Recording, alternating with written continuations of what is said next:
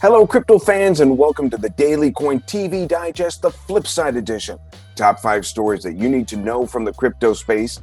My friends, we are packed and stacked today with the news, so let's flip on in. Market updates. Ethereum coin burnings reached a new milestone. 100,000 ETH, worth more than 312 million, have been destroyed, further driving the deflationary value of this important project. Additionally, the NFT boom has sent Ethereum gas prices to the highest level in the last 14 weeks. There's a price for success. Solana, it's the biggest gainer over the past 24 hours. It pumped more than 25% to a new all-time high of $83.73. Chainlink, it lost support at $25. However, this bit of a breather doesn't worry the bulls.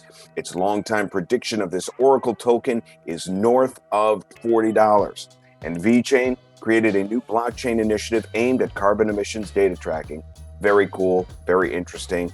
The flip side of this, all positive advancements during the current bull run. Next up, government news rundowns. The United States Air Force has made a deal with the Constellation Network. Now, this collaboration allows the development of a secure data exchange system based on blockchain. Now, that could be used to share data within the U.S. defense infrastructure itself, making it more secure. Constellation calls it a massive shift in the utility of blockchain technology for something as prolific and complicated as data. That's a good thing, a great use case. Cuba will start to regulate cryptocurrencies for payments made in that country. The rules will be set later by the country's central bank. Crypto usage grew in Cuba after economic sanctions imposed by the former U.S. administration.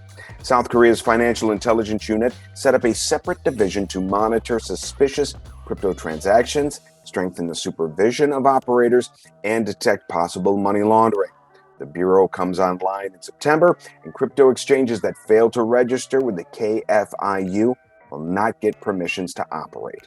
The flip side here, we can expect governments to be even more proactive, positively and negatively, regarding crypto and blockchain going forward. Don't be surprised when you see it happen. Next story up, number 3. Cardano updates. Big announcements shared on the annual Cardano 360 online conference. Cardano's Ethereum converter will be launched on the network's testnet next week. This is huge. The bridge will allow ERC20 tokens programmed for the Ethereum network originally to be natively issued over on the Cardano network. Moreover, it will allow proof of work tokens to be easily swapped into the proof of stake blockchain. The flip side, the Cardano converter feature is a game changer for that project, as it will be designed to blunt Ethereum's network effect advantage. So it will be able to Cardano to seamlessly siphon off some of the thousands of projects being built on Ethereum. Great project, great news for that. Next up, Microsoft has been awarded a U.S. patent for software that will allow developers to create applications and crypto tokens for different distributed blockchain ledgers. Currently, creating and managing tokens,